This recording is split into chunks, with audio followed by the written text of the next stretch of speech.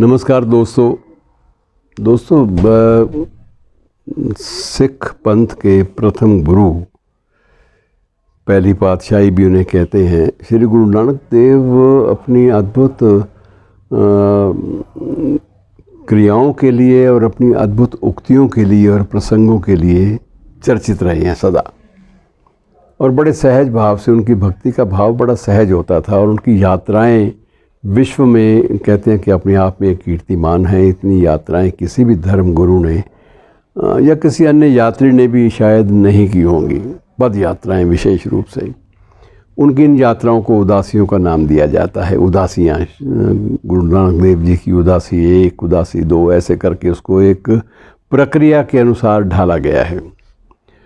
तो हुआ ऐसे कि एक बार गुरु जी चलते चलते अपने शिष्य के साथ, भाई मर्दाना के साथ, एक नए शहर में पहुँचे और उन नए शहर में धर्म गुरुओं की भरमार थी। अलग अलग धर्मों के संत वहाँ पर आकर बसे हुए थे और ये कहा भी जाता था कि दुनिया में जितने भी धर्म हैं, सभी धर्मों का एक ना एक प्रचारक, एक ना एक उन्नायक, सूत्रधार यहाँ आपको मिल जाएगा इस कस्बे में, इस शहर में। और जब वहाँ पता चला सारे संतों को कि ये तो गुरु नानक देव जी भी अपनी यात्रा पर निकले हुए हैं और वो इधर आ रहे हैं और हो सकता है कि उनका मन रम जाए। अब उनको ये लगा कि अगर ये श्री गुरु नानक देव जी महाराज भी यहाँ आके टिक गए तो हमारे जो बचे कुचे श्रद्धालु हैं वो भी उनकी शरण में चले जाएंगे, हम तो बिल्कुल महत्वहीन हो जाएंगे। तो उन्होंने बड़ा सोचा, लेकिन अब वो भी जानते थे कि अब हम लोग कोई वेग, अस्पष्ट या सपाट सा संदेश नहीं भेज सकते, गुरुजी यहाँ मत आइए, क्योंकि उनको सब कुछ पता होता है। फिर उनकी यात्राएं अनवरत हैं, कोई ये नहीं है कि एक क्षेत्र को छोड़कर दूसरे क्षेत्र में चले जाएं। वो किसी लक्ष्य को लेकर नहीं चल रहे, बल्कि उनका लक्ष्य तो सिर्फ धर्म प्रचार है, जहाँ भी जा सकें।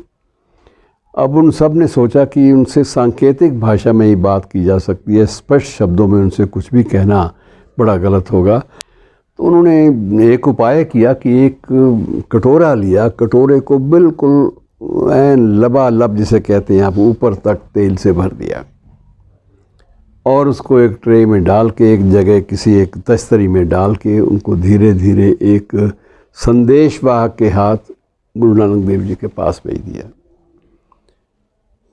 और गुरुजी ने पूछा कि ये किसने भेजा है? तो उन्होंने कहा जी सभी धर्म गुरुओं ने मिलके ये भेजा है। और कुछ संदेश दिया है? तो उन्होंने कहा जी संदेश के रूप में यही चीज़ है, संदेश आप इसे पढ़ लेंगे, उनका ये कहना है। गुरुजी ने 2 पल देखा उस कटोरे की ओर और उसके बाद उन्होंने एक पत्ता उठाया और एक पत्ते को उसके ऊपर रख दिया। तेल से भरे हुए कटोरे के ऊपर एक पत्ते को रख दिया और एक पत्ते के वज़न से तेल बाहर छल के ऐसी भी संभावना नहीं थी। पत्ता ऊपर तैरता रहा और तेल ज्यों का त्यों बना रहा। और गुरुजी ने उसी संदेशवाहक को कहा भी अब इसे ले जाओ, उन्हें कहो कि जो आपने प्रश्न पूछा था उसका उत्तर भी इसी में है। अब वो ले गए तो उसके बाद उसका विश्लेषण आरंभ हुआ और सभी लोग संतुष्ट थे कि ये तो महाराज बहुत पहुँचे हुए व्यक्ति हैं।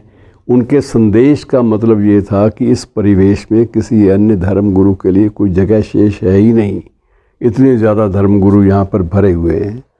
और उनका उत्तर था कि उनकी स्थिति केवल एक सूखे पत्ते की मानिंद है, जो ऊपर ही तैरेगा, जो सतह पर जाकर तेल में कोई बदलाव या कोई उसमें हिलजुल नहीं होगी, उसका स्तर नहीं बिगड़ेगा, आप लोगों का जो स्थान है वो बना रहेगा।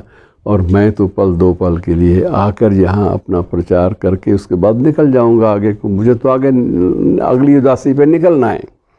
तो इस प्रकार से संदेश, और साथ में ये भी संदेश था कि धर्म गुरु जो होते हैं वो किसी एक मान्यता से, किसी एक बात से चिपक कर नहीं रह जाते, वो आगे बढ़ते रहते हैं और बड़े निश्चल होते हैं। उनके मन में ना तो किसी के प्रति कोई विरोध होता है, ना ही निंदा चुगली का सवाल, ना ही तार्किकता, कुछ भी नहीं होता, सब कुछ सहज भाव से होता है।